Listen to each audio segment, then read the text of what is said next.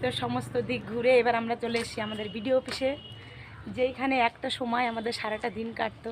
11-12 যখন পড়তাম, সারাটা দিন এই যে দেখতে পাচ্ছ এই যে ঘরটা, এই ভেঙে গেছে উপরে, এই চালার নিচে আমাদের কাটতো সারাটা দিন। কারণ ওই স্কলারশিপের ফর্ম, স্টাবিনের ফর্ম সব ফিল আপ সমস্ত কিছু এই বিডিও অফিসে আমরা জমা করতাম।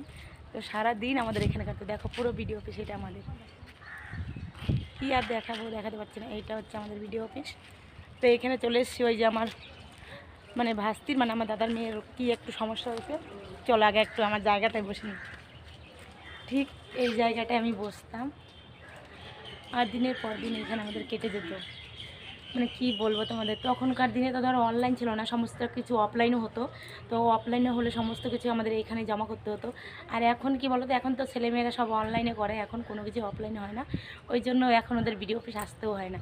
তো এখানে আমার ভাস্তি যাচ্ছে, ওর হচ্ছে সেই রূপশ্রী ফর্ম না কন্যাশ্রী ফর্ম যাই হোক কিছু একটা ফিল আপ করেছিল, তো টাকাটা আটকে গেছে, সেই জন্য এসছে বিডিও অফিসে দেখা করতে। তো এটা হচ্ছে আমাদের বিডিও অফিস, খুবই সুন্দর একটা প্লেস, কি বলবো তোমাদের।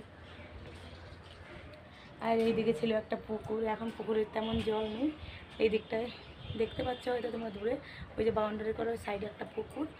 তো এই বট গাছটার নিচেও আমরা অনেক সারাদিন কাটাতাম। দিনের পর দিন আমাদের বসে থাকতে হতো একটা শোয়ের জন্য কিংবা ফর্ম জমা করার জন্য।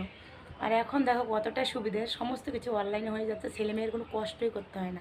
আমরা যখন কলেজে ভর্তি হতাম তখনও লাইন দিয়ে দিনের পর দিন আমাদের দাঁড়িয়ে থাকতে হতো শুধু ভর্তি হওয়ার জন্য।